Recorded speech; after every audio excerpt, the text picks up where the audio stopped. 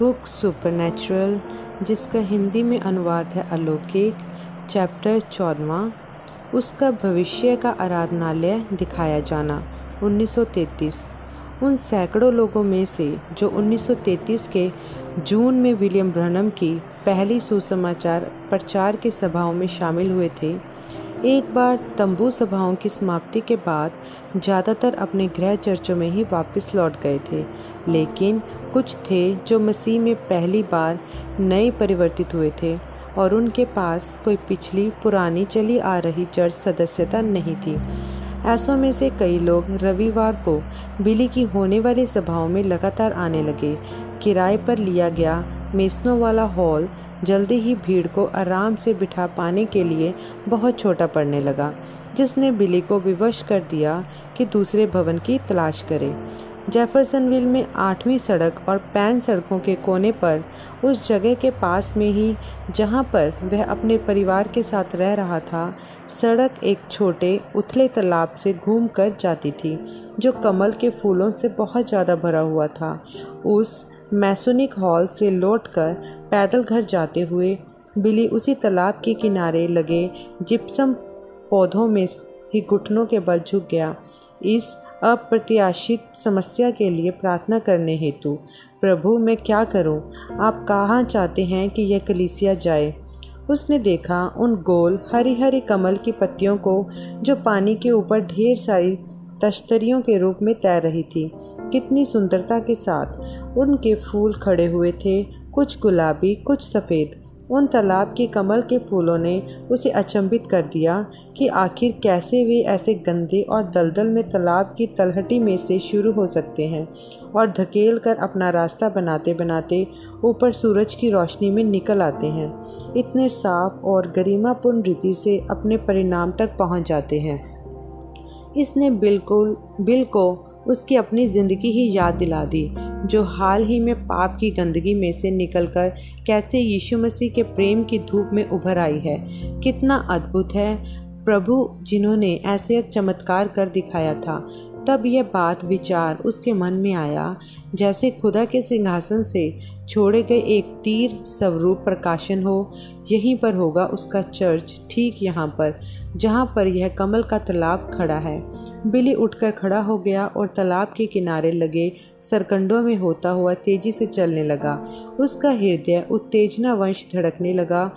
जी हाँ, यह बिल्कुल सिद्ध है, वह निर्माण कर सकता है। संदेह की ईंटें उसके कानों के पास लुढ़क कर गिरने लगी। इससे भी पहले कि प्रकाशन का गारा मसाला अभी सूख भी पाया होता, वह इस भूखंड को कैसे खरीदेगा और यहाँ पर चर्च भवन का निर्माण करेगा, जबकि वह मुश्किल से ही अपनी माँ और अपने भाइयों व बहनों का गुजारा कर पाता है। वह एक गरीब आदमी था जो गरीब लोगों की मंडली को प्रचार करता था, एक ऐसी देशव्यापी आर्थिक मंदी के समय में से गुजरते हुए जो इस देश ने कभी भी देखा हो। उसकी कलीसिया में कई सारे आदमी तो ऐसे थे जो बेरोजगार थे। भवन की इमारत के निर्माण हेतु धन लगा पाना तो एक असंभव स्वप्न सा दिखाई पड़ता था, और फिर भी यदि यह वाकई में खुदा की ओर से एक प्रकाशन था, तो फिर किसी न किसी तरह से कोई रास्ता तो होगा ही। बिल ने अपनी कलीसिया के सदस्यों से इस स्वप्न के विषय में बात की और उनकी प्रतिक्रिया से बड़े खुशनुमा ढंग से अचंभित हुआ। अपने तुच्छ स्रोतों से ही निकाल कर इकट्ठा करते हुए उन्होंने पर्याप्त नकदी जोड़ ली कि एक तत्काल अदायगी का बयाना दिया जा सके। नक्शे बनवाए गए, एक कर्ज सुनिश्चित किया गया और तालाब को मिट्टी से भर दिया गया। कुछ ही हफ्तों के अंदर जुलाई में नींव डाल दी गई और कंक्रीट खंडों को निर्माण स्थल पर पहुंचा दिया गया। परंतु इससे पहले कि कंक्रीट खंडों की दूसरी परत ऊपर रखी जाती, बिल चाहता था कि एक छोटा सा समर्पण संस्कार हो जाता, जहां वह स्वयं नींव के कोने का पहला पत्थर रखता, उस चौकोट नींव का। उस संस्कार के दिन की सुबह बिल लगभग 6 बजे जाग गया था। बाहर चिड़ियाएं उच्चतम स्वर लहरिया गा रही थी, जबकि मधुमक्खियां निम्न स्वर लहरियां गुनगुना रही थी। दूसरे माले पर स्थित उसके कमरे की खिड़की के नीचे तक चढ़ी मधु चूषक बेल कमरे में गर्मियों की सुगंध भर रही थी। बिल लंबे समय तक बिस्तर पर लेटा रहा, हाथों को सिर के पीछे किए हुए। उस पल के आनंद से पीता हुआ सोच रहा था, ओह महान यहोवा, आप कितने अद्भुत हैं। कुछ ही देर पहले अंधेरा व्याप्त था, अब सूर्य उदित हो गया है और सारी प्रकृति हतोत्साहित है। और जल्दी ही आत्मिक संसार, जो कि पाप के कारण इतना ठंडा और अंधकार में पड़ा हुआ है, वह भी आनंद मनाएगा, क्योंकि धार्मिकता का पुत्र उदित होने वाला है, अपने पंखों में चंगाई लिए हुए। जबकि वह अभी वहां लेटा ही हुआ था, एक अंदरूनी आवाज़ ने उसे उठकर खड़े होने को मजबूर किया। बिल बिस्तर से बाहर आया और उठकर खिड़की की ओर मुंह करके खड़ा हुआ।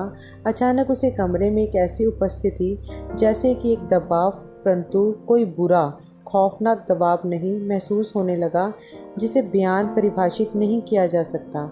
इस दबाव ने एक पवित्र भय को चिंगारी स्वरूप शुरू कर दिया, ऐसे जैसे कि प्रभु स्वयं ही करीब आ गए हों। बिल ने उन 3 दीवारों पर दृष्टि दौड़ाई जो उसकी निगाह में थी। कमरा खाली प्रतीत हुआ। वह अपने पीछे देखने के लिए पलटा और तुरंत ही एक दर्शन में डूब गया। उसने स्वयं का यर्दन नदी के किनारे खड़ा हुआ पाया, जहाँ पर यूहन्ना बपतिस्मा देने वाले ने यीशु को बपतिस्मा दिया था। बिल वहाँ पर लोगों की एक भीड़ को सुसमाचार प्रचार कर रहा था, जब उसने अपने पीछे घुराने और किकियाने की सी आवाज़ सुनी। उसने पलट कर देखा तो एक बहुत बड़ा सूअरों का दड़बा पाया, जो ठीक नदी के पड़ोस में बनाया हुआ था। सूअरों से भरा हुआ था और बदबू अत्यधिक तीव्र थी। बिल ने कहा, यह जगह दूषित हो चुकी है, ऐसा कभी नहीं होना चाहिए था। यह पावन भूमि है जहाँ स्वयं यीशु चले फिरे थे। इसके बाद प्रभु का दूत प्रकट हुआ, बिल को उस जगह से झपट कर उठा ले गया और उसे जेफरसनविल में 8वीं और पैन सड़कों के कोने पर ले जाकर खड़ा कर दिया। उस भूखंड पर जहाँ एक कमल का तालाब था, वहाँ पर अब एक बड़ी कंक्रीट की चौकोर सी इमारत खड़ी थी, जिसके सामने के दरवाजे के ऊपर एक चिन्ह लगा था, जिस पर लिखा था ब्रैनम टैबरनेकल। दूत उन्हें उठाकर अंदर ले गया। बिल को अपनी आंखों देखे पर मुश्किल से ही विश्वास हो पा रहा था। वह भवन लोगों से खचाखच भरा हुआ था। न सिर्फ यह कि प्रत्येक सीट भरी हुई थी, बल्कि यह कि लोग बेंचों के बीच की जगह में भी बैठे हुए थे और दीवारों के सहारे खड़े हुए थे। कमरे की दूसरी छोर पर 3 क्रूस टंगे हुए थे, एक पुलपिट, प्रचार मंच के सामने और एक दोनों तरफ। दर्शन में बिल पुलपिट के पीछे एक स्थान में पहुंच गया और बोला, ओह यह तो अद्भुत है, यह तो महिमामयी है। खुदा आप कितने अच्छे हैं कि आपने मुझे यह टैबरनेकल दिया है।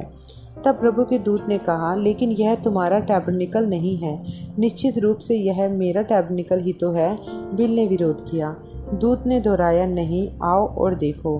वह दूत बिल को ऊपर उठा ले गया और फिर उसे ले जाकर नीचे रखा, इस बार साफ नीले आसमान के एक विस्तृत विस्तार के तले।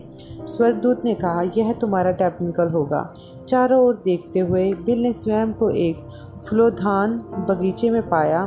फलों के वृक्ष 2-2 की कतारों में 20-20 फुट की ऊंचाई तक बढ़े हुए थे, ऐसे कि उनके बीच बैठने के से स्थान हो। प्रत्येक खाली कतार के सिरे पर एक बड़ा वृक्ष लगा हुआ था। इस तरह की वृक्षों की दोनों कतारों से समान दूरी पर स्थित था। एक कतार सारे के सारे सेब के पेड़ों की सी मालूम पड़ रही थी और दूसरी कतार में सारे वृक्ष आलू बुखारे के थे। पर्याप्त विचित्रता यह थी कि उनकी जड़ें बड़ी बड़ी हरी बाल्टियों में धसी हुई थी। उसके दाएं और बाएं दोनों ही ओर एक खाली गमला वृक्षों की कतार में ही रखा हुआ था। स्वर्ग से एक आवाज़ गरजी, फसल पक चुकी है, लेकिन मजदूर थोड़े ही हैं। बिल ने पूछा, प्रभु मैं क्या कर सकता हूँ? उसके देखते देखते पेड़ चर्चों की बेंचों जैसे दिखने लगे। उसके टैबरनेकल के दर्शन वाली और खाली कतार के सिरे पर लगे 3 वृक्ष रूप बदल कर उन 3 क्रूसों में तब्दील हो गए। बिल ने पूछा, इसका क्या अर्थ है और इन खाली गमलों का क्या मतलब है? स्वर्गदूत ने उत्तर दिया, तुम्हें उन दोनों गमलों में बोना है। वृक्षों की उन दोनों कतारों के बीच खड़े हुए बिल ने सेब के पेड़ में से एक डाली तोड़ी और उसी कतार में रखे खाली गमले में लगा दी। फिर उसने आलू बुखारे के पेड़ में से एक टाहनी तोड़ी और उन्हीं वृक्षों की कतार में रखे खाली गमले में रोप दी। फौरन ही उन दोनों गमलों में से पेड़ उगाए और रुके बिना तब तक बढ़ते चले गए जब तक बगीचे के दूसरे पेड़ों के बराबर ऊंचाई तक नहीं पहुंच गए। अगली बात यह हुई कि एक ज़ोरदार हवा ने पेड़ों को हिला दिया और एक आवाज़ ने कहा, तुमने बढ़िया काम किया है, अपने हाथ आगे बढ़ाओ और फसल काटो। बिल ने अपने दोनों हाथ बढ़ा दिए। एक हाथ में एक बड़ा पीला सेब आ गिरा जो ठोस और पका हुआ था। उसके दूसरे हाथ में आकर गिरा एक बड़ा सा पीला आलू बुखारा जो मुलायम और पका हुआ था। उस आवाज़ ने कहा, फलों को खाओ, वे मन भावने हैं। बिल ने एक में से एक निवाला काटा और फिर दूसरे में से। वे दोनों ही बहुत स्वादिष्ट थे। आवाज़ ने दोहराया, फसल पक चुकी है लेकिन मज़दूर थोड़े ही हैं। अब बिल ने ध्यान दिया कि वह खाली कतार स्थान के छोर पर जो एक बड़ा वृक्ष है जिसका आकार अभी भी क्रूज़ के जैसा ही है, उसमें सेब और आलू बुखारे दोनों के ही गुच्छे डालियों में लटके हुए हैं। बिल उस खाली स्थान में दौड़कर गया और उस पेड़ के नीचे जा गिरा और पुकार कर बोला, प्रभु मैं क्या कर सकता हूँ। वेगपूर्ण हवा ने उस पेड़ को इतने जोर से हिलाया कि सेब व आलू बुखारे बिल के ऊपर बरसात की बूंदों की तरह गिरने लगे। उस आवाज़ ने 3 बार बोला, जब तुम इस दर्शन में से निकलकर बाहर आओगे 2 तीमुथियुस 4 पढ़ना। इसके बाद बिल वापस अपने सोने वाले कमरे में था। सूरज सुबह के आसमान में कुछ और ऊपर चढ़ गया था, यह दर्शाते हुए कि कुछ समय बीत गया है जिस दौरान वह दर्शन में था। बिल ने तुरंत अपनी बाइबल उठाई और 2 तीमुथियुस निकाल लिया।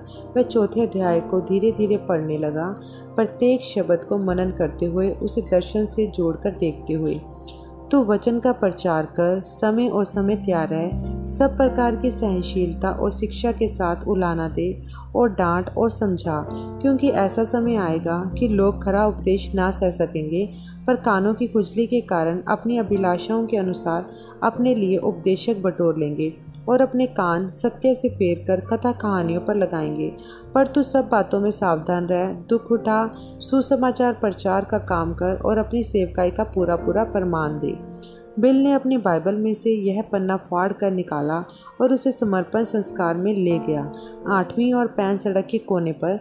क्योंकि वह एक काम काज का दिन था, उसकी मंडली के केवल 50 लोगों के लगभग ही वहाँ आ सके थे, ज़्यादातर औरतें और बच्चे, जबकि वॉलंटियर्स ऑफ अमेरिका के मेजर यूलरे ने अपने बैंड की अगुवाई की थी। एक भावोत्तेजक मार्च में बिल ने कोने के पत्थर को मजबूती के साथ गिल्ली सीमेंट में एक जगह लगा दिया। यह एक प्रतीकात्मक भाव प्रदर्शन था, चूँकि नया नियम मुनादी कर चुका था यीशु मसीह के उसकी विश्वव्यापी कलीसिया के मुख्य कोने का पत्थर होने की।